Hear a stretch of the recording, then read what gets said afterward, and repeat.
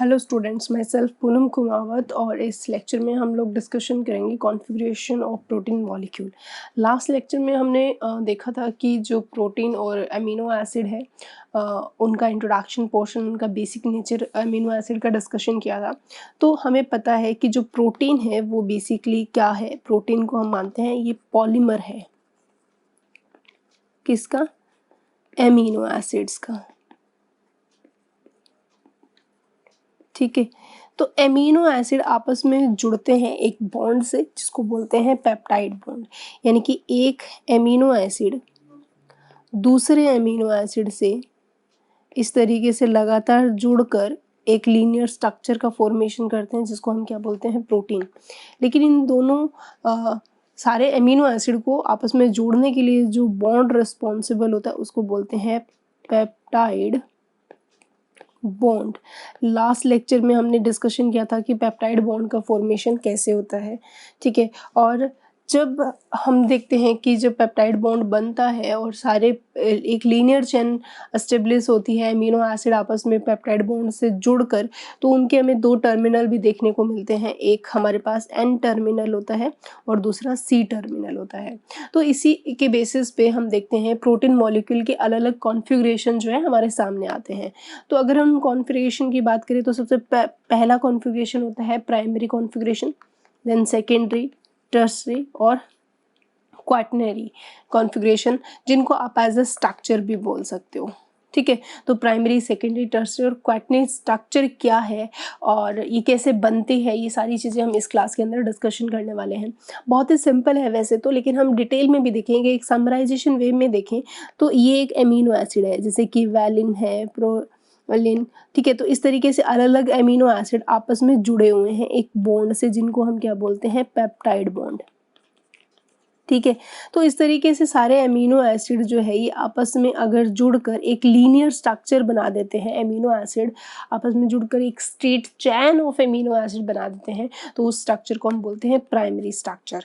ठीक है, तो अगर हम कॉन्फ़िगरेशन की बात करें तो चार कॉन्फ़िगरेशन हमें प्रोटीन मॉलिक्यूल की देखने को मिलती है। That is first is a primary configuration, इनकी प्राइमरी स्ट्रक्चर, जिसको हम थोड़ा अभी डिटेल में भी करेंगे। उसके बाद हमारे पास आते हैं सेकेंडरी कॉन्फ़िगरेशन के अंदर आप देखोगे कि जो एक लीनियर चेन थी अमीनो एसिड की, अब उनके अंदर क्या होना स्टार्ट हो गया है? कॉइलिंग होना स्टार्ट हो गया। इस तरीके से वो हेलिकली कॉइल्ड हो रहा है, तो तब हमारे पास क्या बनती है? सेकेंडरी स्ट्रक्चर बनती है।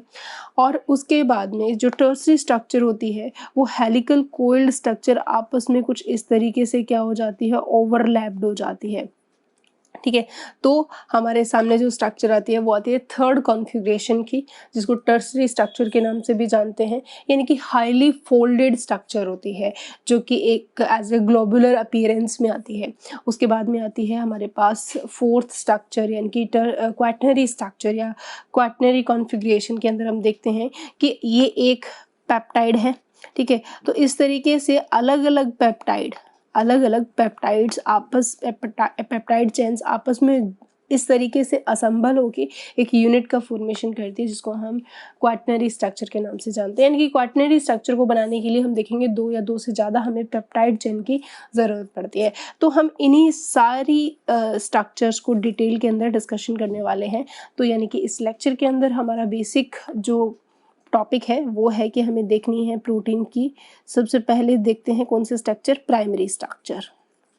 देन हम लोग डिस्कशन करेंगे secondary and tertiary and quaternary. ठीक है, या फिर आप इसको कॉन्फ़िगरेशन भी बोल सकते हो, primary configuration of a protein. ठीक है, तो इस तरीके से हम लोग यहाँ देखने वाले हैं प्राइमरी। तो अभी अभी हम लोगों ने जैसा कि डिस्कशन किया, प्राइमरी स्ट्रक्चर में कुछ ऐसा बहुत कॉम्प्लिकेटेड नहीं होता। प्राइमरी स्ट्रक्चर आप यूँ मान के समझ लीजिए कि ये क्या है? एक लीनियर सीक्वेंस है किसकी? ऑफ एमिनो एसिड की। ठीक है, तो एमिनो एसिड आपस में जुड़कर इस तरीके से एक लीनियर स्ट्रक्चर बनाती है। ठीक है, यहाँ पे अलग अलग एमिनो एसिड हम आपके सामने प्रेजेंट कर रहे हैं। Different type of amino acid, एक सेम एमिनो एसिड कभी नहीं लगता। तो अगर पॉलीमर की बात करें तो यहाँ पे कौन सा पॉलीमर रहता है? हेट्रोपॉलीमर मानते हैं। हेट्रोपॉलीमर माना जाता है एमिनो एसिड का प्रोटीन जो है। होमोपॉलीमर का मतलब होता है कि सारे एमिनो एसिड या सारे जो स्मॉल सब यूनिट है एक जैसी हो, और अगर सारी सब यूनिट अलग अलग हो तो वो हेट्रोपॉलीमर माना जाता है। तो protein basically is a heteropolymer of amino acid, इस पॉइंट को हमेशा याद रखना। तो यहाँ पे एक साइड के अंदर हमारे पास क्या देखने को मिलेगा, एन टर्मिनल, ठीक है, और एक साइड में हमें सी टर्मिनल जो है हमें देखने को मिलता है। ये लास्ट लेक्चर में हम लोगों ने डिस्कशन किया था कि जब दो अमीनो एसिड ऐसे आपस में जुड़ते हैं तो एक अमीनो एसिड का तो एमीन ग्रुप फ्री रहता है और दूसरे अमीनो एसिड का कार्बोक्सिलिक ग्रुप फ्री रहता है, इसीलिए इसको सी और एन टर्मिनल के नाम से हम जानते हैं। तो हम बोल सकते हैं कि प्राइमरी जो स्ट्रक्चर होती है वो अमीनो एसिड की एक क्या है, स्ट्रेट चेन है ऑफ एमिनो एसिड, और किससे लिंक्ड है, लिंक्ड बाय एक स्पेसिफिक बॉन्ड हमें देखने को मिलता है, और वो बॉन्ड है पेप्टाइड बॉन्ड। यानी कि प्राइमरी स्ट्रक्चर में आपको सिर्फ एक ही बॉन्ड देखने को मिलता है, और इस तरीके से हमारी प्राइमरी स्ट्रक्चर बनती है। देखो प्राइमरी जो स्ट्रक्चर होती है ना बच्चों, primary structure of protein is most unstable. ये क्या है, मोस्ट अनस्टेबल स्ट्रक्चर होती है। तो अगर हम बात करें कि एक सेल के पर्सपेक्टिव अगर हम देखें, मान लीजिए ये एक सेल है और सेल के अंदर क्या होता है, साइटोप्लाज्म होता है, ठीक है। तो अब क्या होता है कि इस साइटोप्लाज्म के अंदर हमें पता है न्यूक्लियस प्रेजेंट है, ठीक है। न्यूक्लियस से आरएनए जो है वो बाहर आता है इस तरीके से, ठीक है, और हमें पता है आरएनए के ऊपर जो है राइबोसोम अटैच होते हैं, ये है राइबोसोम। और राइबोसोम क्या करते हैं, प्रोटीन फॉर्मेशन मेकिंग मशीनरी या फैक्ट्री के नाम से जानते हैं। तो मतलब प्रोटीन जो राइबोसोम से बन रहा होता है, यानी कि इस तरीके से ये प्रोटीन जो राइबोसोम पे बन रहा है, ये जो न्यूली फॉर्म्ड प्रोटीन है, हम बोल सकते हैं कि ये क्या है, न्यूली फॉर्म्ड जो प्रोटीन है वो हमारा कौन सा प्रोटीन होता है, प्राइमरी स्ट्रक्चर होती है प्रोटीन की। That is A important point, यानी कि newly formed protein on ribosome have a primary structure, ठीक है। उसके बाद अब हम देखते हैं कि आपको पता है कि उसके बाद में जो प्रोटीन बनता है वो एंडोप्लाज्मिक रेटिकुलम के अंदर, rough endoplasmic reticulum then Golgi apparatus के अंदर जाता है। वहाँ पे उनके अंदर कॉन्फिगरेशनल चेंजेस होते हैं, यानी कि हम इसीलिए मानते हैं कि जो गोल्जी बॉडी है वो उस प्रोटीन स्ट्रक्चर के अंदर क्या करती है, मॉडिफिकेशन करती है। ये सारी पॉइंट हम साइटोलॉजी के अंदर डिस्कशन करते हैं। उसके जैसे ही कुछ मॉडिफिकेशन एंडोप्लाज्मिक रेटिकुलम ने किया, कुछ मॉडिफिकेशन गोल्जी बॉडी ने किया, देन अलग अलग कॉन्फ़िगरेशन जो प्रोटीन मॉलिक्यूल की हमें देखने को मिलती है। तो इस तरीके से ये था हमारा प्राइमरी स्ट्रक्चर, और अब हम डिस्कशन करते हैं सेकेंडरी, यानी कि सेकेंडरी कॉन्फ़िगरेशन।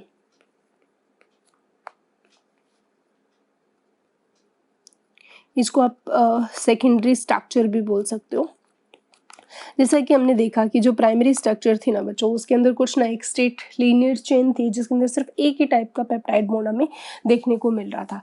लेकिन जब सेकेंडरी कॉन्फ़िगरेशन बनता है तब क्या होता है, तो जो एक स्ट्रेट चेन है उसके अंदर क्या होता है, वो फोल्ड होती है। तो एक चेन कैसे फोल्ड होगी, तो मतलब हमें एक और यहाँ पे बॉन्ड की रिक्वायरमेंट रहेगी। तो प्रोटीन मॉलिक्यूल जो है वो सेकेंडरी स्ट्रक्चर बनाने के लिए स्पाइरली कॉइल्ड होता है। सबसे इम्पॉर्टेंट चीज़ इसके अंदर जो प्रोटीन मॉलिक्यूल है,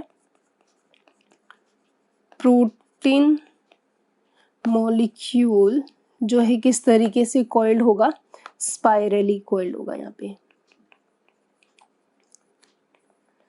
ठीक है।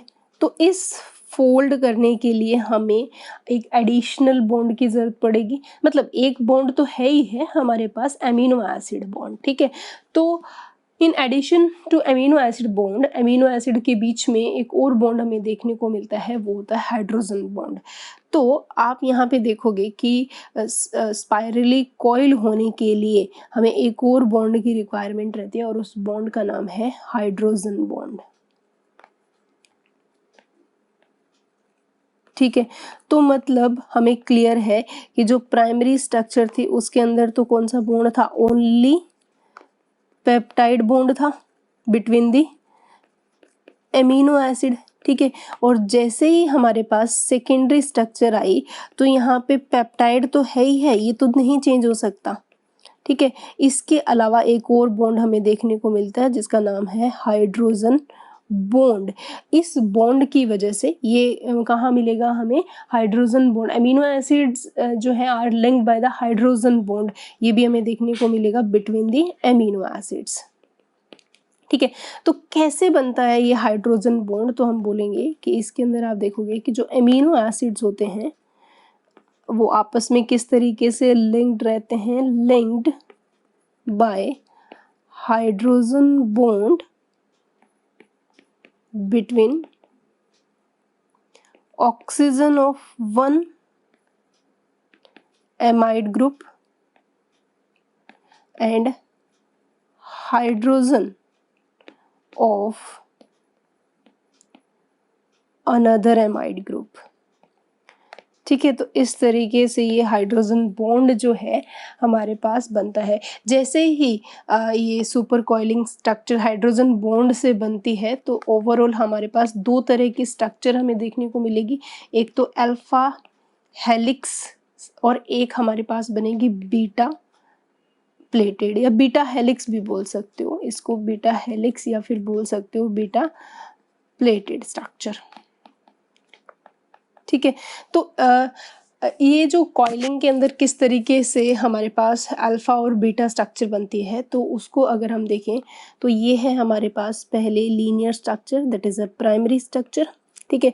अब ये जो लीनियर स्ट्रक्चर है अब इसके अंदर कॉइलिंग होगी, दो तरह से कॉइलिंग होगी क्योंकि अभी हमें बनानी है सेकेंडरी स्ट्रक्चर, ठीक है। सेकेंडरी स्ट्रक्चर बनाने के लिए अभी अभी हमने देखा कि हाइड्रोजन बॉन्ड की हेल्प से कॉइलिंग होती है, जिससे एक में तो अल्फा हेलिक्स बनता है और दूसरे में बनते हैं बीटा प्लेटेड या बीटा हेलिक्स स्ट्रक्चर। कैसे ये हमें देखने को मिलती है, तो आप यहाँ पे देखोगे कि जो बीटा अल्फा हेलिक्स स्ट्रक्चर है वो कुछ इस तरीके से हमारे सामने आएगी, ठीक है। और यहाँ पे अगर आप देखोगे तो इस तरीके से यहाँ पे ये जो है यहाँ पे बीच बीच में हमें कौन से बॉन्ड देखने को मिल रहे हैं, ये है यहाँ पे हाइड्रोजन बॉन्ड, ठीक है। तो एक चीज याद रखना कि वैसे तो ये जो हेलिक्स है अल्फा हेलिक्स जो है ये आगे दो टाइप की हो सकती है, अल्फा हेलिक्स जो स्ट्रक्चर है वो दो टाइप की हमें देखने को मिलती है, एक तो रहेगी राइट हैंडेड कॉइलिंग हो रही है, ठीक है, और दूसरी कैसी लेगी लेफ्ट हैंडेड कॉइलिंग, ठीक है। राइट हैंडेड कॉइलिंग के अंदर ही हमेशा प्रोटीन प्रेजेंट रहते हैं, तो जितने भी प्रोटीन हैं सारे के सारे हमेशा राइट हैंडेड होते हैं। तो आप लिख लेना ये पॉइंट कि protein always right handed coiled, ठीक है। जबकि लेफ्ट हैंडेड में एब्सेंस हमें देखने को मिलती है, कोई भी प्रोटीन नहीं होता इस स्ट्रक्चर के अंदर। तो यहाँ पे जितने भी प्रोटीन है उन सब के अंदर राइट हैंडेड रोटेशन होगी स्पाइरल कॉइल के अंदर। तो that is a very important point कि यहाँ पे हर एक टर्न पे जो राइट हैंडेड स्ट्रक्चर का जो हर एक पॉइंट है इसके अंदर अगर हम देखें कि अप्रॉक्सीमेटली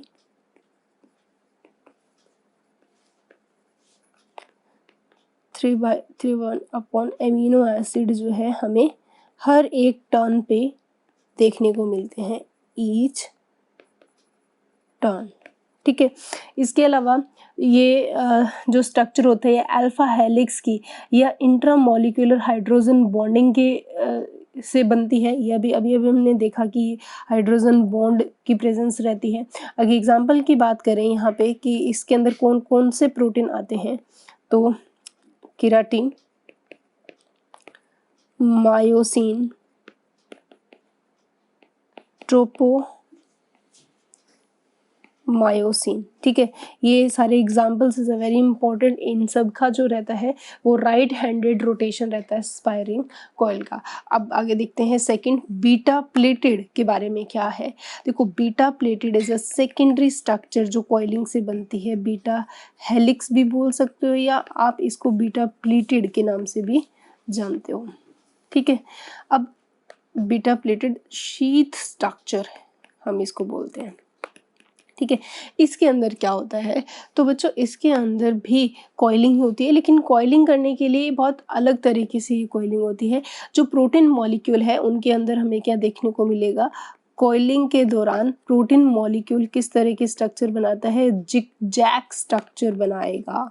ठीक है बच्चों, वहाँ पे तो एक सिंपली कॉइलिंग हो रही थी, हेलिकल कॉइलिंग, यहाँ पे जिगजैग स्ट्रक्चर बनेगा। 2 और मोर प्रोटीन मॉलिक्यूल इस तरीके से आपस में होल्ड होके इंटरमॉलिक्यूल हाइड्रोजन बॉन्डिंग शो करेंगे। That is a very very important point जो आपको याद रखना है। देखो वहाँ पे क्या हो रहा था, अल्फा हेलिक्स के अंदर, इसके अंदर क्या हो रहा था, अल्फा हेलिक्स के अंदर जो स्ट्रक्चर बन रही थी वो इंट्रामॉलिक्यूलर हाइड्रोजन बॉन्डिंग हो रहा था, यानी कि इंट्रामॉलिक्यूल, इसका दैट मीन कि अल्फा हेलिक्स में इंट्रा मॉलिक्यूलर हाइड्रोजन बॉन्ड हमें देखने को मिल रहा था, यानी कि हाइड्रोजन बॉन्ड जो है उसी एक पर्टिकुलर प्रोटीन चैन के अंदर हमें देखने को मिलता है। जबकि बीटा प्लेटेड शीट जब भी बनेगी तो यहाँ पे हम देखेंगे कि 2 और मोर प्रोटीन जो है वो मॉलिक्यूल आर हेल्ड टुगेदर, ठीक है, बाय इंटरमॉलिक्यूलर हाइड्रोजन बॉन्डिंग। ठीक है, तो इस तरीके से प्रोटीन की सेकेंडरी स्ट्रक्चर जो रहती है वो बनती है बीटा प्लेटेड शीट के फॉर्म में। ठीक है, बीटा प्लेटेड शीट के अंदर अगर हम देखें तो हाइड्रोजन बॉन्ड जो है वो अलग अलग हमें देखने को मिलता है। इस तरीके से ये मान लो हमारी जिगजैग स्ट्रक्चर जो है वो बन रही है प्रोटीन मॉलिक्यूल्स के बीच में। अब 2 मॉलिक्यूल के बीच में इस तरीके से हमें क्या देखने को मिलेंगे, हाइड्रोजन बॉन्डिंग देखने को मिलती है। ये है H बॉन्ड जो प्रेजेंट होते हैं, तो इसीलिए इनको इंट्रा मॉलिक्यूलर हाइड्रोबॉन्डिंग के फॉर्म में जाना जाता है। तो एग्जाम्पल की बात करें तो यहाँ पे एग्जाम्पल में रहेगा फाइब्रोइन। फाइब्रोइन जो है वो एक प्रोटीन है जो कि सिल्क में प्रेजेंट होता है, तो that is a silk protein. ठीक है, तो that is a important example जिसके अंदर जो स्ट्रक्चर है आपको बीटा हेलिक्स या बीटा प्लेटेड शीट के फॉर्म में देखने को मिलेगी। तो बच्चों ये थी आपकी कौन सी स्ट्रक्चर, सेकेंडरी स्ट्रक्चर। अब जो सेकेंडरी स्ट्रक्चर होती है अगर इसके बारे में हम ओवरऑल बात करें तो सेकेंडरी स्ट्रक्चर जो रहती है वो इनसॉल्यूबल है, किसके अंदर, पानी के अंदर, इनसॉल्यूबल इन वाटर। ठीक है, और दिखती कैसे है, ये एज अ फाइब्रस, ऐसे फाइबर के फॉर्म में अपीयरेंस में आती है। ठीक है, क्योंकि स्ट्रेट लाइन तो रही नहीं है अब, और इसके अलावा केराटिन फाइबर है, टफ है, रेजिस्टेंट टू डाइजेस्ट है। ठीक है, और ये सबसे हार्ड, अगर hardness of creatine is due to the abundance of the cysteine amino acid इसके अंदर प्रेजेंट होता है। क्रिएटिनिन प्रोटीन जो है बेसिकली हम मान के चलते हैं वो प्रोटीन है जो हमारी स्किन नेल्स के अंदर बड़ा हार्ड प्रोटीन है ये क्रिएटिनिन। तो इसके ऊपर भी बहुत इंपॉर्टेंट क्वेश्चन आता है क्रिएटिनिन। अगर इसके बारे में मैं आपको एक्स्ट्रा पॉइंट बताऊं तो आपको ये सारी चीज़ें याद रखनी है। क्रिएटिनिन की जो स्ट्रक्चर है, पहली बात तो ये आपको पता होना चाहिए, वो अल्फा हेलिक्स होता है। ठीक है, और ये एक फाइब्रस है, अभी अभी हम लोगों ने क्लियर किया। और इसके अलावा ये काफ़ी टफ और रेजिस्टेंट प्रोटीन है, रेजिस्टेंट टू डाइजेशन है। ठीक है, और ये एक स्क्लेरोप्रोटीन है। ठीक है, इस काफ़ी हार्ड प्रोटीन है, नेल्स के अंदर प्रेजेंट है, तो दैट मीन ये हार्ड होगा।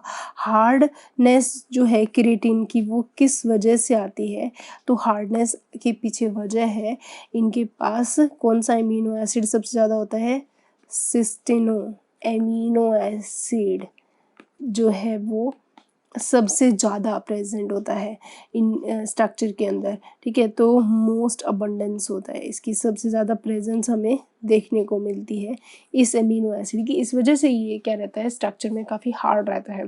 तो ये थी हमारी जो है प्राइमरी से हम किस में आ गए, ये इस तरीके से हमारी प्राइमरी स्ट्रक्चर थी। और उसके बाद में अगर हम सेकेंडरी स्ट्रक्चर की बात करें तो सेकेंडरी स्ट्रक्चर इस तरीके से हेलिकल भी हो सकती है या इस तरीके से बीटा प्लेटेड भी हो सकती है, ठीक है। तो ये आपको इस तरीके से जो स्ट्रक्चर है वो देखने को मिलेगी, ठीक है। तो ये हमारे क्या बन गए, पेप्टाइड्स बन गए, ठीक है। तो अब आप जब टर्सरी स्ट्रक्चर देखते हो उसमें क्या होगा, यानी कि ये तो है अल्फा और ये है बीटा। अब हम आते हैं इसकी टर्सरी स्ट्रक्चर पे, प्रोटीन की देखते हैं third structure, that is A tertiary structure, ठीक है। एक चीज़ सबसे इम्पॉर्टेंट चीज़ रहेगी बताना आपको, वो ये थी कि जो स्ट्रक्चरल प्रोटीन होते हैं, सेकेंडरी स्ट्रक्चर जो होता है वो भी कभी भी फंक्शन नहीं करता। That is a important point कि जो सेकेंडरी स्ट्रक्चर होती है ना, सेकेंडरी स्ट्रक्चर में जो प्रोटीन होता है वो बेसिकली कैसा प्रोटीन होता है, वो स्ट्रक्चरल प्रोटीन होता है। जैसे कि नाखून, बाल को बनाने के लिए क्रिएटिन है, ठीक है। तो सेकेंडरी स्ट्रक्चर वाले जो प्रोटीन होते हैं only and only structure formation का काम करते हैं। जैसे नाखून बनाने का काम केराटिन कर रहा है, ये कोई भी फंक्शन परफॉर्म नहीं करते, नॉट परफॉर्म फंक्शन, ठीक है। तो that is a very very important point जिसके ऊपर काफ़ी बार इंपॉर्टेंट क्वेश्चंस जो है वो आता है कि जो सेकेंडरी स्ट्रक्चर है क्या वो फंक्शनली एक्टिवेटेड होता है, तो बिल्कुल भी नहीं, वो फंक्शनली एक्टिवेटेड नहीं होता। अगर किसी प्रोटीन को बायोलॉजिकल फंक्शन परफॉर्म करना है देन उसको टर्सरी स्ट्रक्चर बनानी ही पड़ेगी। तो अब हम देखते हैं टर्सरी स्ट्रक्चर किस तरीके से बनती है। तो बच्चों टर्सरी स्ट्रक्चर के अंदर हम लोग देखते हैं कि प्रोटीन की जो टर्सरी स्ट्रक्चर है वो हाईली फोल्डेड होती है और इतनी ज़्यादा फोल्ड होके वो मतलब क्या है, एक ग्लोबुलर स्ट्रक्चर का फॉर्मेशन कर लेती है, ठीक है। तो हम लोग देखेंगे किस तरीके से ये सारी चीज़ें आएगी। देखो पहली बात तो ये मैं क्लियर कर दूँ, जितने भी बायोलॉजिकली एक्टिवेशन के लिए तो टर्सरी स्ट्रक्चर जो है वो नेसेसरी है फॉर बायोलॉजिकल एक्टिविटी, ठीक है। यानी कि फंक्शन करने के लिए, बायोलॉजिकल फंक्शन करने के लिए बहुत ही ज़रूरी है कौन से, टर्सरी स्ट्रक्चर, ठीक है। इसके अंदर क्या होता है, लॉन्ग प्रोटीन चेन जो है वो इतनी ज़्यादा फोल्ड होती है, इस तरीके से फोल्ड होती है जैसे कि एक वुलन बॉल बनाते हैं हम लोग, ठीक है। तो एक डायग्रामेटिक फॉर्म में देखें, ये मान लो हमारे पास एक लॉन्ग स्ट्रेट चेन थी, that is a primary structure, ठीक है। जब हम सेकेंडरी स्ट्रक्चर पे आए तो हमने देखा कि इस तरीके से हमारे पास क्या बना, एक फोल्डेड स्ट्रक्चर थी। और फिर हम आते हैं टर्सरी स्ट्रक्चर पे, तो टर्सरी स्ट्रक्चर में ये कुछ इस तरीके से फोल्ड हो जाता है, ठीक है। तो ये जो है वो फोल्डिंग जो है वो हमें बहुत ही हाईली फोल्डेड स्ट्रक्चर हमें देखने को मिलती है, that is a highly folded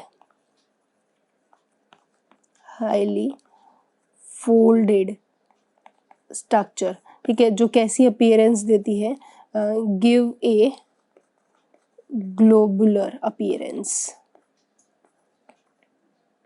तो ये भी आपके सामने डिफरेंस हो गया कि टर्सरी स्ट्रक्चर में हमें जो प्रोटीन है वो ग्लोबुलर अपीयरेंस के अंदर देखने को मिलता है, ठीक है। तो अब एक चीज़ देखो, इतना ज़्यादा फोल्ड करवाना है, यानी कि हमने यहाँ क्या देखा है, यहाँ आपने देखा कि एक जो लॉन्ग प्रोटीन चेन थी बच्चों is also folded अपने ऊपर ही upon it self like a hollow woolen ball. एक प्रोटीन चेन अपने ऊपर ही इतनी ज़्यादा मतलब कोइल्ड हो गई, इस तरह की स्ट्रक्चर बनाती है, एक ग्लोबुलर स्ट्रक्चर अपीयरेंस में आती है। तो हमें सीधी सी बात पता है, इसके लिए हमें बहुत सारे बॉन्ड की ज़रूरत पड़ेगी। इससे पहले मैं तुम्हें बता दूं कि यहाँ पे जो ये टर्शियरी स्ट्रक्चर है वो बेसिकली वाटर सॉल्यूबल होती है, तो it is a soluble in water. Basically जो कोलाइड सॉल्यूशन मिलेगा तो उसके अंदर ये जो है वो सॉल्यूबल होगी। तो हम बात कर रहे थे कि जो ग्लोबुलर अपीयरेंस करने के लिए इस तरीके से बहुत ज़्यादा फोल्ड होने के लिए this structure of protein has many type of bonds. ठीक है, तो कितने बॉन्ड हमें देखने को मिलेंगे, तो आप देखोगे this structure of protein has following bond. ठीक है, बहुत अलग अलग तरीके के बॉन्ड हमें देखने को मिलेगा। देखो स्टार्टिंग में तो हमने पढ़ा था कि पेप्टाइड बॉन्ड होता ही होता है, बिल्कुल सही। यहाँ पे भी स्ट्रॉन्ग बॉन्ड है ये प्रोटीन का सबसे, पेप्टाइड बॉन्ड, तो बिटवीन द एमिनो एसिड मिलेगा। इसके ऊपर क्वेश्चन भी आया है, अगर आपसे पूछा जाए स्ट्रॉन्गेस्ट बॉन्ड इन प्रोटीन, तो आंसर रहेगा हमारा पेप्टाइड बॉन्ड। इसके अलावा कौन सा बॉन्ड हमने पढ़ा, हाइड्रोजन बॉन्ड भी पढ़ा, ये बिटवीन द एमिनो एसिड बनता है। ठीक है, ये भी हमने पढ़ा। अब और कौन कौन से बॉन्ड हमारे सामने आएंगे इसके अलावा टर्शियरी स्ट्रक्चर के अंदर हमें देखने को मिलेगा डाइसल्फाइड बॉन्ड। डाइसल्फाइड बॉन्ड ये हमें टर्शियरी स्ट्रक्चर में देखने को मिलता है। डाइसल्फाइड बॉन्ड कहाँ बनेगा, पहला point, between SH group of amino acid. Sulphur जो है वो हमें पता है किस में प्रेजेंट होता है, सिस्टीन में प्रेजेंट होता है। And these bonds are second strongest bond. ठीक है, that is a very very important point. ये हमारा क्या है, सेकंड स्ट्रॉन्गेस्ट बॉन्ड है। पहला तो हमारा कौन सा था, पेप्टाइड बॉन्ड था। एंड स्टेबलाइजिंग टर्शियरी स्ट्रक्चर, और यही बॉन्ड होता है, इसी बॉन्ड की वजह से जो टर्शियरी स्ट्रक्चर है वो क्या रहती है, स्टेबलाइज रहती है। Tertiary structure of protein. ठीक है, तो 3 बॉन्ड हम यहाँ पे देख चुके हैं। उसके बाद में जो 4th बॉन्ड हमें यहाँ देखने को मिलता है वो बच्चों होता है इलेक्ट्रोस्टैटिक इंट्रैक्शन भी बोल सकते हो, या फिर आप इसको आयनिक बॉन्ड भी बोल सकते हो, आयनिक बॉन्ड। ठीक है, ये भी हमें टर्शियरी स्ट्रक्चर में ही देखने को मिलता है। आयनिक फॉर्मेशन ऑफ आयनिक बॉन्ड जो बनेगा between two opposite ends of protein molecule due to electrostatic attraction की वजह से होता है बच्चों। ठीक है, उसके बाद हमारे पास नेक्स्ट बॉन्ड अगर हम देखें, हाइड्रोजन डाइसल्फाइड इलेक्ट्रोस्टैटिक बॉन्ड होता है। इसके अलावा आप बोल सकते हो कि यहाँ पे एक हाइड्रोफोबिक बॉन्ड भी देखने को मिलता है। हाइड्रोफोबिक बॉन्ड की भी अपीयरेंस टर्शियरी स्ट्रक्चर के अंदर हमें देखने को मिलती है। हाइड्रोबॉन्डिक बॉन्ड जो है वो कहाँ बनेगा, between the amino acid which have hydrophobic side chains. ठीक है, तो जो और ये जो अमीनो एसिड बेसिकली कौन से होंगे, एरोमेटिक अमीनो एसिड के अंदर। ऐसे अगर एरोमेटिक अमीनो एसिड है और उनके जो है हाइड्रोफोबिक साइड चेन के अंदर हाइड्रोफोबिक बॉन्ड बनेंगे। मेजॉरिटी ऑफ प्रोटीन और एंजाइम्स जो है उनके अंदर जो है प्रोटीन हमेशा किस फॉर्म में रहते हैं, इसी स्ट्रक्चर में रहते हैं। इसके अलावा आप बोल सकते हो कि यहाँ पे आपको वंडर वॉल फोर्सेस भी देखने को मिल सकते हैं। वंडर वॉल फोर्स भी आपको यहाँ पे की भी प्रेजेंस आपके सामने होगी, that is A tertiary. Tertiary structure को बनाने के लिए हमें इस तरीके से ये सारे बॉन्ड्स पता होने चाहिए, तो ये कहीं जाके हमारी टर्सरी स्ट्रक्चर बनती है। सबसे इम्पोर्टेंट पॉइंट कि जितने भी मेजॉरिटी ऑफ बोल सकते हैं, majority of protein and enzymes in protoplasm में किस फॉर्म में रहते हैं? एग्जिबिट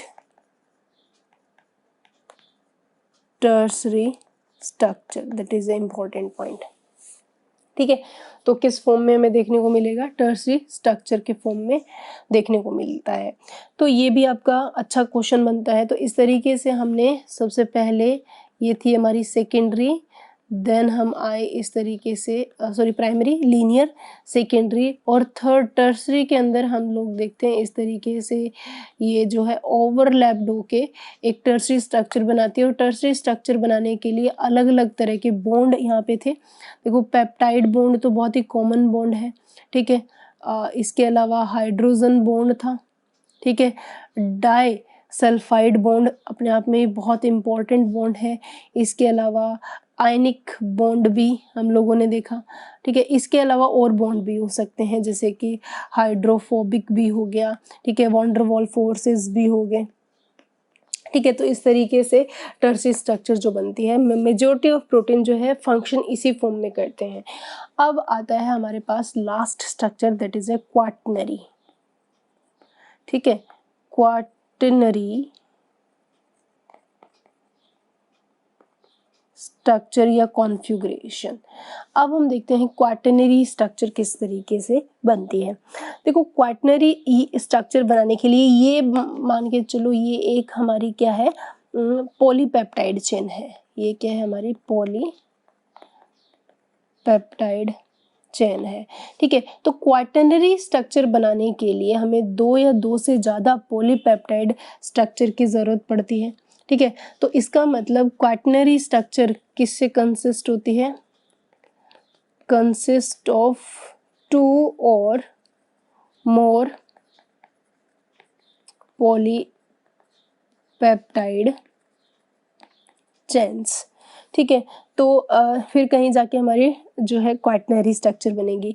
और ये जो पॉलीपेप्टाइड चेन है वो सारी कौन सी स्ट्रक्चर में रहनी चाहिए? टर्सरी स्ट्रक्चर में, ठीक है। तो ये इस तरीके से डिफरेंट टाइप ऑफ बॉन्ड बना के क्वाटनरी स्ट्रक्चर का फॉर्मेशन करते हैं। Different type of polypeptide chain जो है वो एक जैसे भी हो सकती हैं, अलग अलग भी हो सकती हैं। यानी कि अगर हम देखें तो ये जो 2 या 2 से ज़्यादा चेन जो है वो एक जैसी भी हो सकती हैं, यानी कि ये चेन सिमिलर भी हो सकती है और डिसिमिलर भी हो सकती है, ठीक है। तो सिमिलर का मतलब क्या है? ये एक स्ट्रक्चर होगी, ये दूसरी स्ट्रक्चर होगी, और अगर ये आपस में जुड़े हुए हैं डिफरेंट टाइप ऑफ फोर्सेस से, तो ये हमारी क्वाटनरी स्ट्रक्चर होगी। वहीं अगर हम देखें, एक ये स्ट्रक्चर है और दूसरी ये स्ट्रक्चर है जो एक दूसरे से बिल्कुल भी रिजेंबल नहीं करती, एक दूसरे से मैच नहीं करती है, और ये आपस में जुड़ी हुई है, तो ये हमारे डिसिमिलर होगी, ठीक है। तो 2 से ज़्यादा भी हो सकते हैं, मैंने यहाँ पे सिर्फ 2 का एग्जांपल लेके आपको बताया है। तो अगर हम यहाँ पे सिमिलर का एग्जांपल लें तो सिमिलर में हमारे पास आता है लैक्टोडिहाइड्रोजिनोज, ठीक है। और डिसिमिलर में जो हमारे पास एग्जाम्पल रहता है वो रहता है हीमोग्लोबिन का। हीमोग्लोबिन सब बच्चों को पता है, हीमोग्लोबिन हुआ, इंसुलिन हुआ, ये डिसिमिलर पॉलीपेप्टाइड स्ट्रक्चर से बना होता है। तो एक एग्जाम्पल से हम हीमोग्लोबिन के एग्जाम्पल को समझें। हीमोग्लोबिन का एग्जाम्पल बहुत सिंपल होता है समझना, तो मैं इसीलिए क्योंकि ये हमने अलग अलग जगह पढ़ा भी होता है बायोलॉजी के अंदर। तो हीमोग्लोबिन की अगर हम स्ट्रक्चर की बात करें तो हीमोग्लोबिन बेसिकली बना होता है 4 सब यूनिट का, ठीक है। 4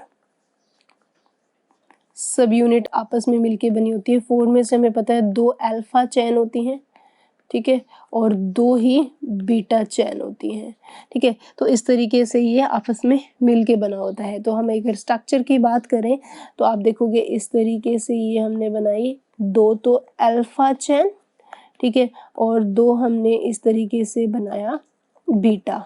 ठीक है, तो ये जो है आपस में अटैच रहते हैं। अलग अलग फोर्सेस से डिफरेंट टाइप ऑफ फोर्सेस जो है हमें यहाँ देखने को मिलेंगे। हाइड्रोजन बॉन्ड भी देखने को मिलेगा, पेप्टाइड तो है ही है, इसके अलावा डाइसल्फाइड भी देखने को मिलेगा, इलेक्ट्रोस्टैटिक इंट्रैक्शन भी, वॉन्डर वॉल्स भी। तो इस तरह के डिफरेंट टाइप ऑफ, तो ये दो होगी हमारे पास अल्फा और दो होगी बीटा चेन, आपस में मिलकर जो है हीमोग्लोबिन की स्ट्रक्चर बनाते हैं। ठीक है, तो इस तरीके से इस स्ट्रक्चर को बनाने के लिए हमें क्या चाहिए, डिफरेंट टाइप्स ऑफ बॉन्ड चाहिए टू फॉर्म क्वाटर्नरी स्ट्रक्चर। ठीक है, ऑफ प्रोटीन। ठीक है, तो इस तरीके से हमें जो है क्वाटर्नरी स्ट्रक्चर अलग अलग प्रोटीन में होती है, जैसे कि हीमोग्लोबिन में, इंसुलिन में, एक कोलेजन, कोलेजन पे भी आया हुआ क्वेश्चन है, कोलेजन की तो स्ट्रक्चर भी है शायद आपके एनसीईआरटी के अंदर।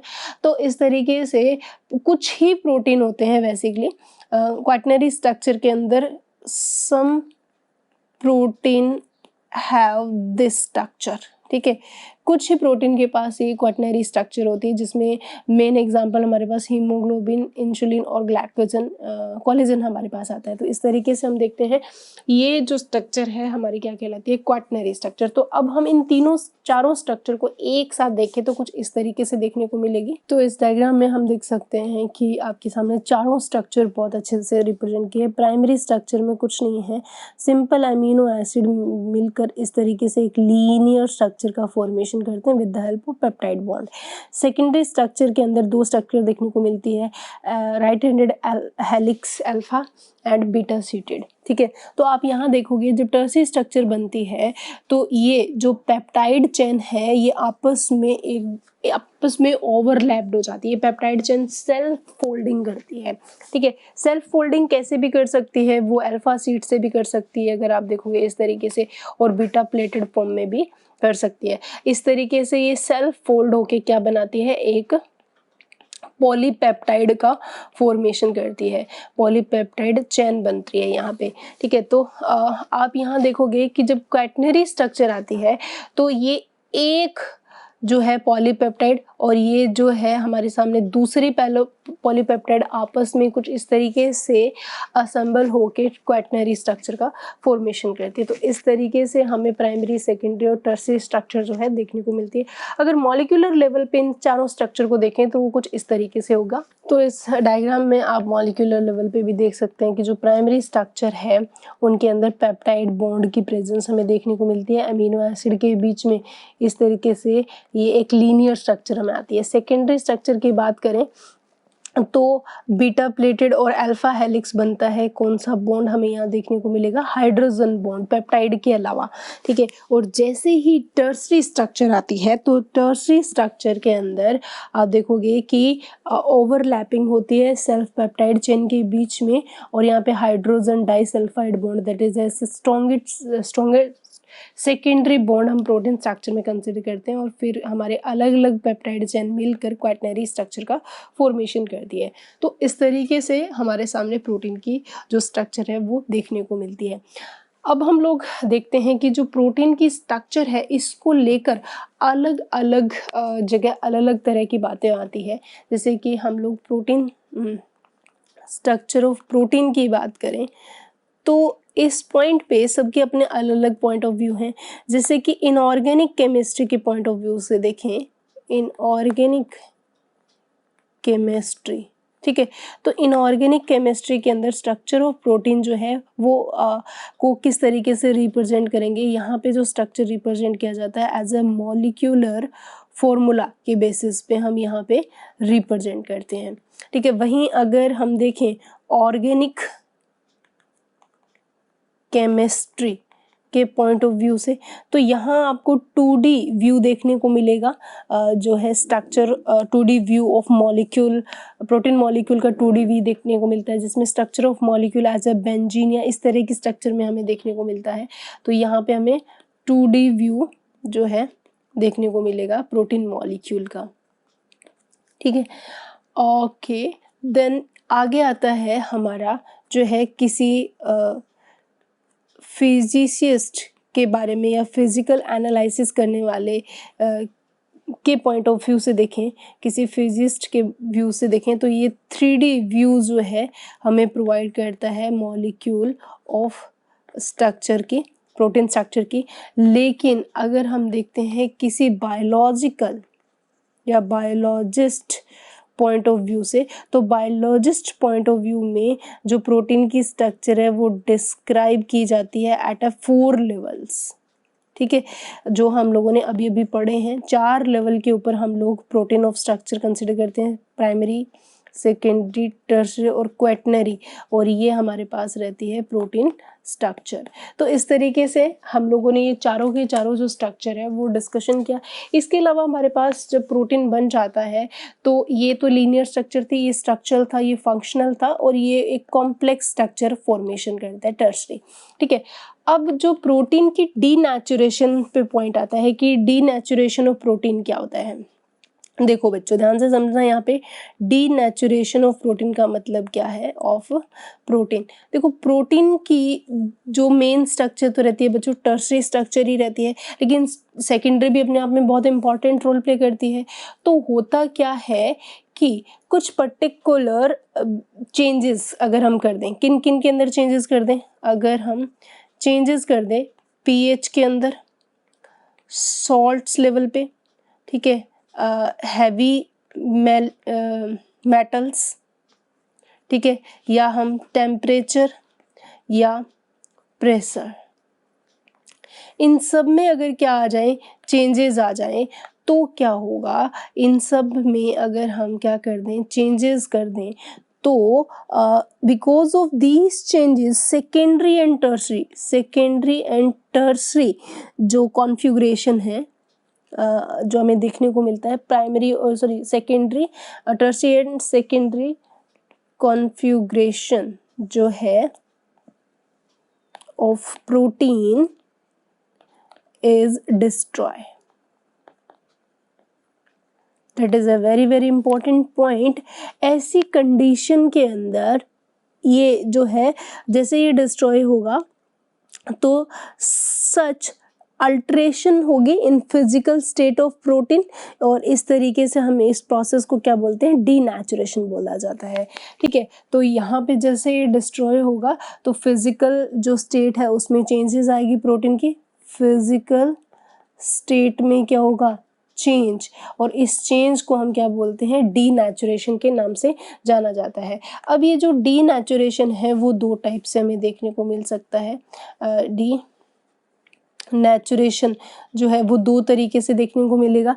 एक तो अगर शॉर्ट पीरियड के लिए करवा सकते हैं, ठीक है, और एक अगर शॉर्ट पीरियड के लिए करवा सकते हैं, तो अगर हमने माना कि इस तरीके से अगर चेंजेस जो है मीडियम में प्रोटीन में बहुत माइल्ड है, तो जो डीनेचुरेशन होगा वो शॉर्ट पीरियड के लिए होगा। ठीक है, अगर हम लोगों ने इनके अंदर स्ट्रॉन्ग और प्रोलॉन्गेटेड कर दिया, ये शॉर्ट पीरियड के लिए दिया है लेकिन कैसा दिया, बहुत ही कम माइल्ड चेंज किया है, तो ये शॉर्ट पीरियड के लिए होगा। और अगर हम लोगों ने बहुत स्ट्रॉन्ग एंड प्रोलॉन्गेटेड चेंज कर दिया, ठीक है, तो जो यहाँ पे डीनेचुरेशन होगा वो परमानेंट होगा। That is a very important point, permanent होगा, और ये कैसा होगा, टेम्परेरी होगा।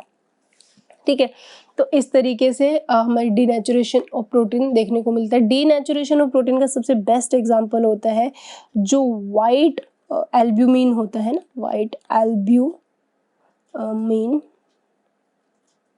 ऑफ एग, ठीक है, is a soluble globular protein होता है वो, टर्शियरी स्ट्रक्चर में आप देख सकते हो। लेकिन जैसे ही आप उसको हीटिंग करते हो तो ये क्या होगा, लंबे टाइम तक आप हीट करते हो तो ये परमानेंटली कोगुलेट हो जाएगा, किसके अंदर, इनटू फाइब्रस इनसॉल्युबल फॉर्म के अंदर। ठीक है, तो इस तरीके से हम डीनेचुरेशन के दौरान क्या देखते हैं, कोगुलेशन देखने को मिलती है प्रोटीन के अंदर। तो इसीलिए जितने भी ऑर्गेनिज्म हैं इन ये they are unable to bear strong change. अगर आप किसी बायोलॉजिकल प्रॉपर्टी का ये सबसे बड़ा सिग्निफिकेंस माना जाता है कि अगर आप स्ट्रॉन्ग और चेन्स के अंदर किसी ऑर्गेनिज्म को रखते हो तो उसके जितने भी प्रोटीन है वो कोगुलेट हो जाएगा और वो ऑर्गेनिज्म की क्या हो जाएगी, डेथ हो जाएगी। तो इस तरीके से हम बहुत ज़्यादा वर्स्ट कंडीशन में जो ऑर्गेनिज्म है वो सर्वाइव नहीं कर सकता है। ठीक है, इसके साथ ही हम देखते हैं टाइप्स ऑफ प्रोटीन। नेक्स्ट जो हमारा पॉइंट है वो है टाइप्स ऑफ प्रोटीन। ठीक है, प्रोटीन की स्ट्रक्चर, उसका डीनेचुरेशन देखने के बाद में अलग अलग टाइप के हमें प्रोटीन देखने को मिलते हैं। मेनली जो हमारे पास प्रोटीन की कैटेगरी में आता है, 3 टाइप के प्रोटीन हमारे लिए सबसे इम्पॉर्टेंट कैटेगरी रहती है। एक तो होते हैं सिंपल प्रोटीन, ठीक है, एक होते हैं कंपाउंड प्रोटीन और एक होते हैं डेराइव्ड। ठीक है, सिंपल प्रोटीन जो है वो आगे 2 कैटेगरी में डिवाइड होते हैं। एक होते हैं फाइब्रस और एक रहते हैं ग्लोबुलर। ठीक है, ग्लोबुलर के अंदर फिर हमारे पास अलग अलग टाइप के प्रोटीन हैं, हम सबको डिस्कशन करेंगे, जैसे कि रूबिस्को हो गया, ठीक है, और एल्ब्यूमिन हो गया,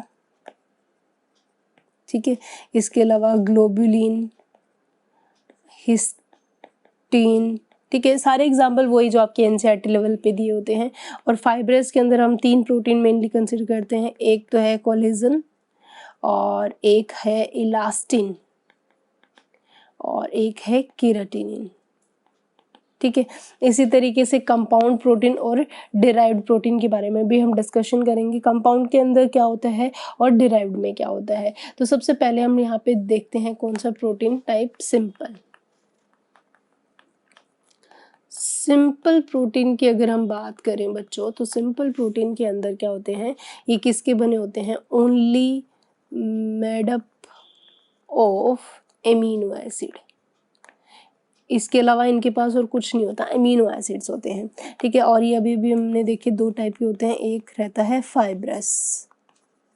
ठीक है, फाइब्रस जो होते हैं वो लॉन्ग होते हैं, कोइल्ड होते हैं एंड थ्रेड लाइक स्ट्रक्चर जो है इनकी हमें स्ट्रक्चर देखने को मिलती है। ठीक है, इनके एग्जाम्पल की बात करें तो कोलेजन सबसे इम्पोर्टेंट प्रोटीन होता है कोलेजन हमारे लिए, क्योंकि कोलेजन मोस्ट अबंडेंट प्रोटीन है एनिमल बॉडी का, मोस्ट अबंडेंट प्रोटीन अगर हमसे कोई पूछे इन एनिमल बॉडी, ठीक है, तो आंसर आएगा कोलेजन। ठीक है, कोलेजन जो है वो हमारी बॉडी के अंदर सबसे ज़्यादा प्रेजेंट होता है। ठीक है, और ये बेसिकली प्रेजेंट कहाँ होता है, तो हम लिखेंगे प्रेजेंट इन कनेक्टिव टिश्यू में प्रेजेंट होता है। थ्रेड्स ऑफ कोलेजन्स को हम क्या बोलते हैं, टेंडन्स बोला जाता है। That is a important question.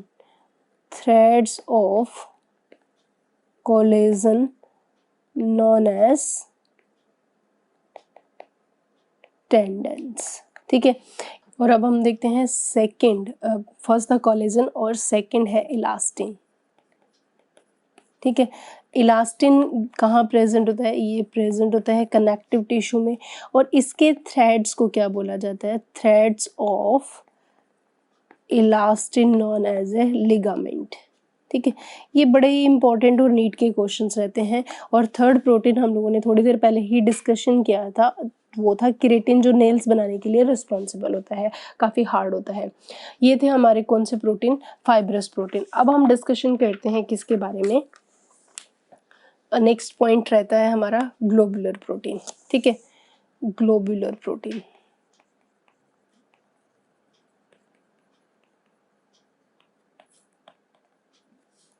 ठीक है, ग्लोबुलर प्रोटीन की अगर हम बात करें तो ये स्फेरिकल होता है स्ट्रक्चर में,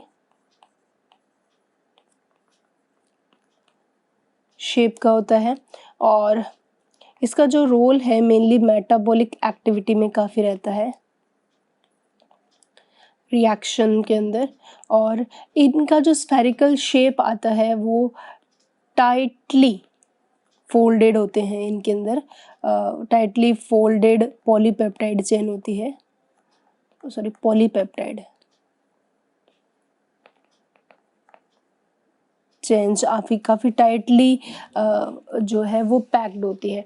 ग्लोबुलर प्रोटीन की अगर एग्जांपल्स की बात करें तो ग्लोबुलर प्रोटीन के अंदर हमारे पास जो पहला एग्जांपल रहता है वो है रुबिस्को, जिसको हम लोग जानते हैं कि मोस्ट अबंडेंट प्रोटीन है अर्थ का। That is a important point, most abundant, सबसे ज़्यादा अगर प्रोटीन अर्थ पे पूछा जाए कहाँ कौन सा पाया जाता है, प्रोटीन ऑन अर्थ, ठीक है।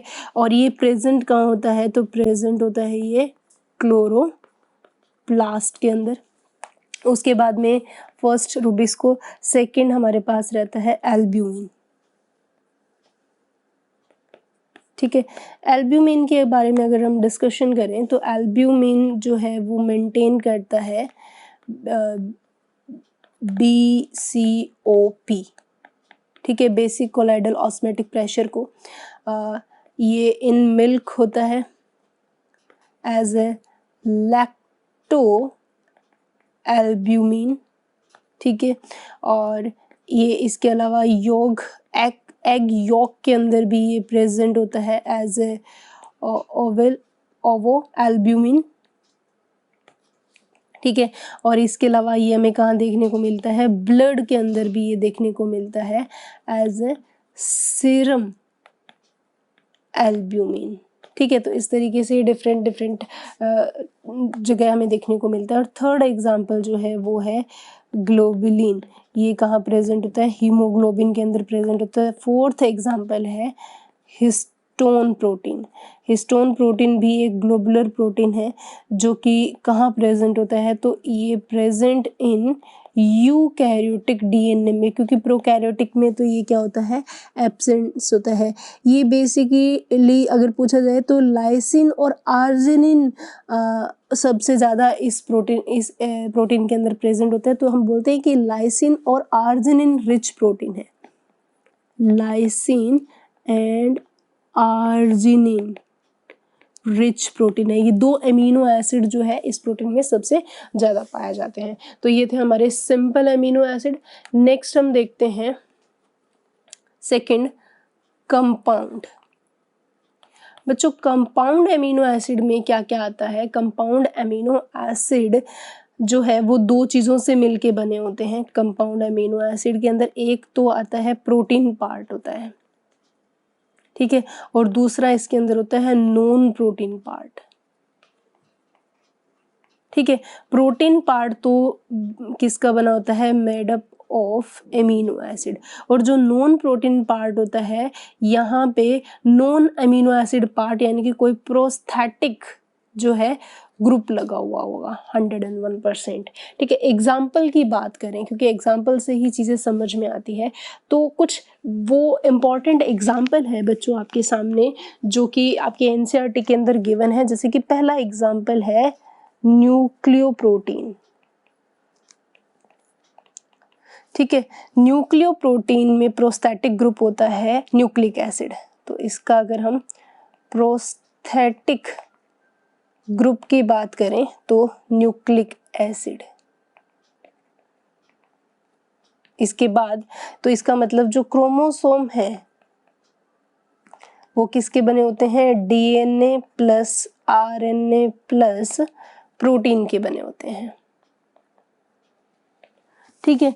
तो अगर आप देखो इसके अलावा राइबोसोम वो बना होता है आरआरएनए प्लस प्रोटीन का।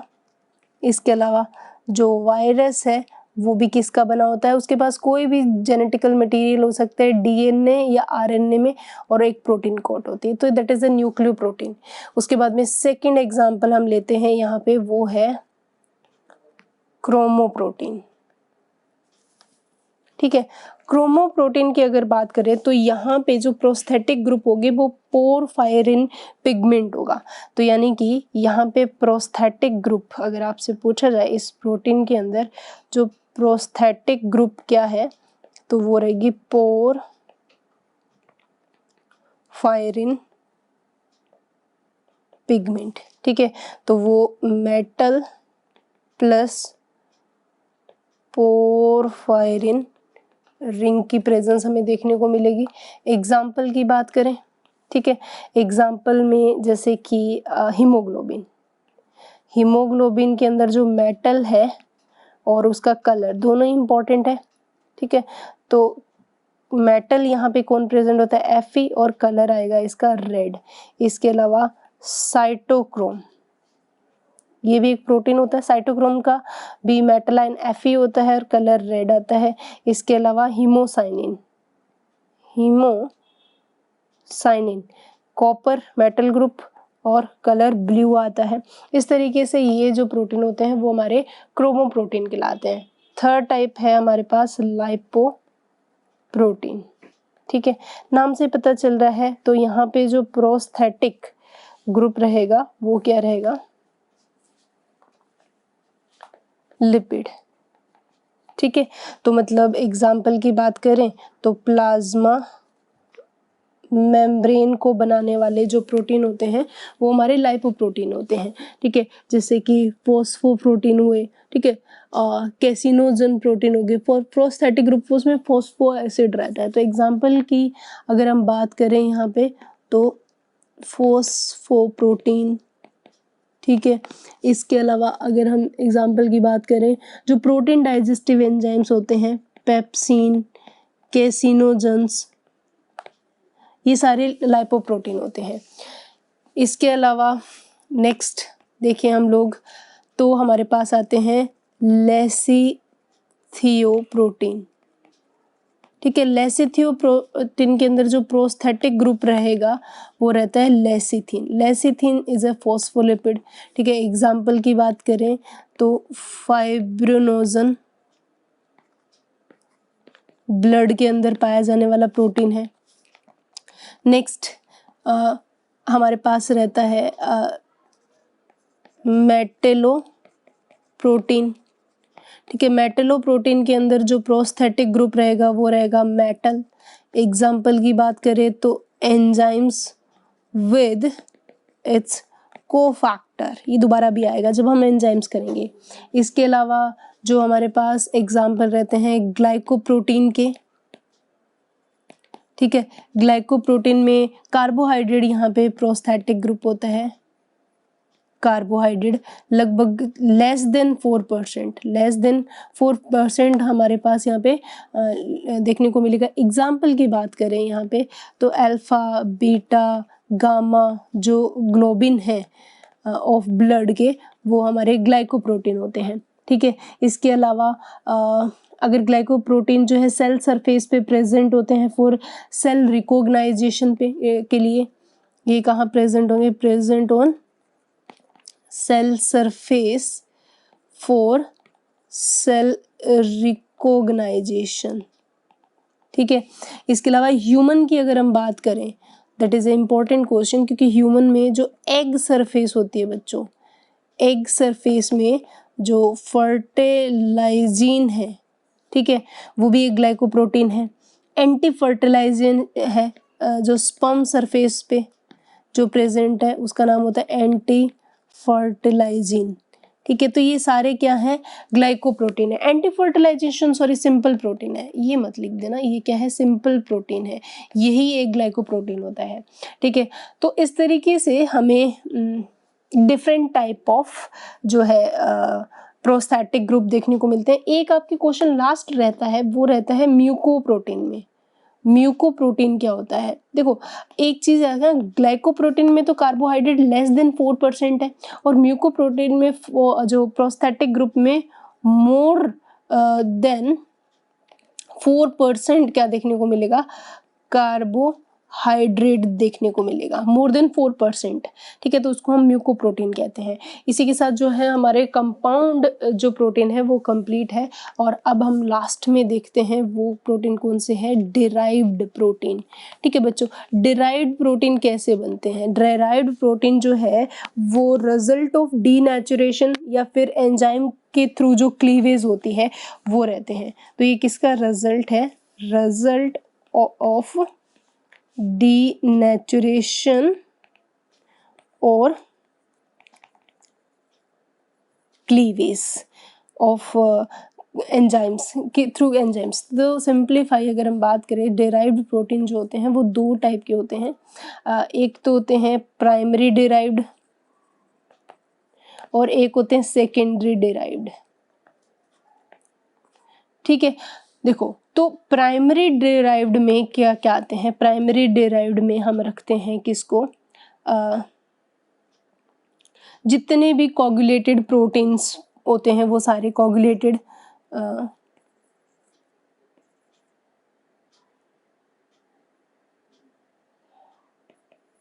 ठीक है, इसके अलावा प्रोटीन, इसके अलावा मेटा प्रोटीन, ये प्राइमरी में आते हैं। सेकेंडरी में क्या क्या आएंगे, सेकेंडरी में आएंगे प्रोटियोसिस,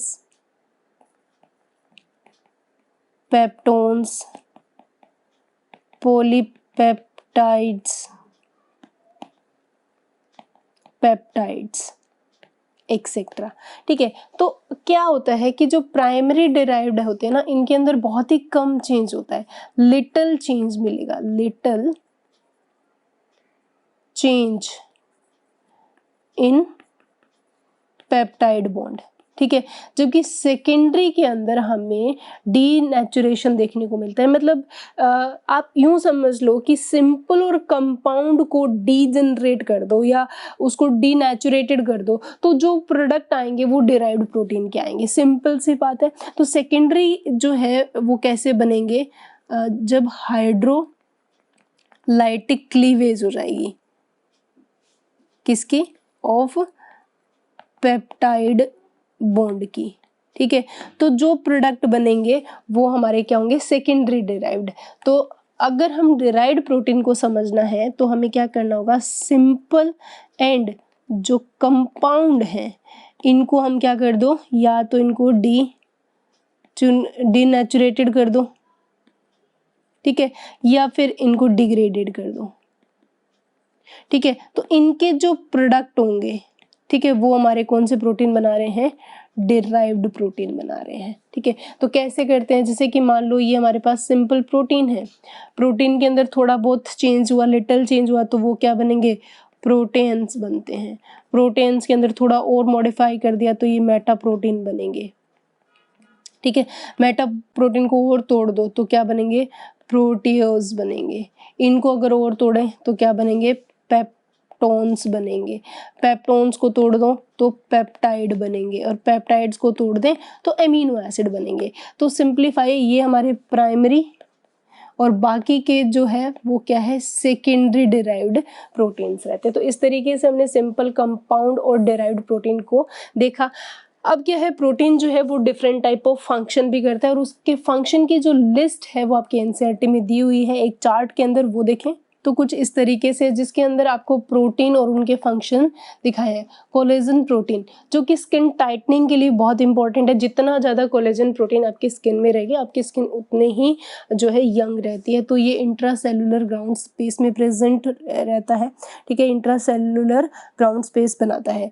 ट्रिप्सिन एक एंजाइम है, इंसुलिन हार्मोन है, एंटीबॉडी जो है फाइट करने के लिए रिस्पॉन्सिबल है अगेंस्ट द जो भी बाहर से आए हुए एंटीबॉडीज हैं, उनके एंटीजन है उनके लिए, और एज ए रिसेप्टर भी काम करते हैं प्रोटीन, जैसे कि सेंसरी रिसेप्टर है।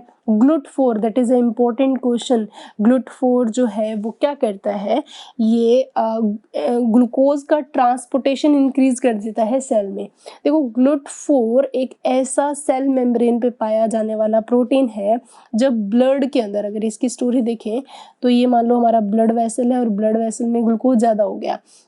ग्लूकोज ज़्यादा होते ही जो पेनक्रियाज है वो यहाँ पे क्या रिलीज करेगा, इंसुलिन आएगा, और इंसुलिन आगे देखेगा कि ब्लड वेसल्स में ज़्यादा है, तो ये इंसुलिन जो है हमारी बॉडी की सेल के ऊपर जो ये रिसेप्टर प्रेजेंट होता है जिसका नाम क्या है, GLUT4, इसको वो क्या कर देगा, ओपन कर देगा। जैसे ही ओपन करेगा तो यहाँ से ग्लूकोज अब कहाँ आने लग गया, सेल के अंदर आने लग गया। तो बेसिकली GLUT4 जो है वो इंसुलिन के रिसेप्टर जो है ना वो बच्चों पड़े होते हैं सेल मेम्ब्रेन पे। दैट इज इम्पोर्टेंट क्वेश्चन कि इंसुलिन के रिसेप्टर सेल मेम्ब्रेन पे होते हैं, जिसे सेल मेम्ब्रेन क्या करती है, वो GLUT4 को ओपन कर देती है और ब्लड वेसल से ग्लूकोज अंदर आ जाता है। तो इस तरीके से ये GLUT4 जो है काम करता है। इस तरीके से हमने सारे के सारे जो प्रोटीन के फंक्शन हैं वो भी देखे। अलग अलग तरह के बहुत सारे एंजाइमेटिक रिएक्शन परफॉर्म करता है प्रोटीन। इसके अलावा एक पूरा शॉर्ट समराइजेशन कर दें जितने भी टाइप्स ऑफ प्रोटीन है उनके बारे में, तो वो कुछ इस तरीके से हैं। तो इस एक इमेज में आपको सारे के सारे क्लासिफिकेशन ऑफ प्रोटीन देखने को मिल रहे हैं बच्चों। ये हम लोग पढ़ चुके हैं। On the basis of composition और सॉल्युबिलिटी में सिंपल आता है, कॉन्जुगेटेड आते हैं, डिराइव्ड आते हैं, ये हम लोगों ने सारे डिस्कशन कर लिए। On the basis of nutritive value में कंप्लीट प्रोटीन होते हैं, पार्शियली कंप्लीट और इनकम्प्लीट प्रोटीन होते हैं, ठीक है। शेप और साइज के बेसिस पे फाइब्रस और ग्लोबुलर प्रोटीन होते हैं, ये भी हम लोग डिस्कशन कर दिए। और फंक्शन के बेसिस पे इतने सारे फंक्शन परफॉर्म करने वाले प्रोटीन होते हैं स्ट्रक्चर के लिए वे catalytic enzymes, hormone, defence, transport, blood clotting, storage, carrier, receptor, signal transduction, buffer, nucleoprotein, contractile protein, इस तरीके से डिफरेंट टाइप ऑफ प्रोटीन जो है हमें देखने को मिलते हैं। यहाँ पे एक पॉइंट थोड़ा सा आपको कंफ्यूजन लग रहा होगा कि न्यूट्रिटिव वैल्यू के अकॉर्डिंग कैसे हैं, तो इनको भी एज ए डायग्रामेटिक हम देखें तो कुछ इस तरीके से आपको देखने को मिलेंगे। प्रोटीन बेसिकली 3 टाइप के होते हैं। कंप्लीट यानी कि फर्स्ट क्लास प्रोटीन वो प्रोटीन होते हैं जो हम खाने में जो प्रोडक्ट ले रहे हैं वो उनमें सिर्फ और सिर्फ सारे तरह के अमीनो एसिड प्रेजेंट है, जैसे कि एनिमल मिल्क है, एग हो गया, फिश, मीट, इनके अंदर प्योर प्रोटीन है। पार्शियली कंप्लीट या सेकंड क्लास प्रोटीन के अंदर क्या है, do not contain all type of amino acid, ठीक है, जो ग्रोथ के लिए प्रमोट नहीं करते। और इसके बाद में लास्ट होता है टोटली इनकम्प्लीट प्रोटीन, का मतलब है उनमें कोई भी अमीनो एसिड नहीं होता और ग्रोथ के लिए कतई ही रिस्पॉन्सिबल नहीं होते, जिलेटिन। इस तरीके से ये हमारा पूरा का पूरा क्लासिफिकेशन ऑफ प्रोटीन हो चुका है। That is a important point, इसको आपको अपने दिमाग में बहुत अच्छे तरीके से बिठाना है। तो इस लेक्चर के अंदर हम लोगों ने प्रोटीन की स्ट्रक्चर, उनका क्लासिफिकेशन दोनों डिस्कशन के नेक्स्ट चैप्टर में मिलते हैं नए बायोमॉलिक्यूल के साथ। तब तक के लिए stay happy, keep studying, thank you.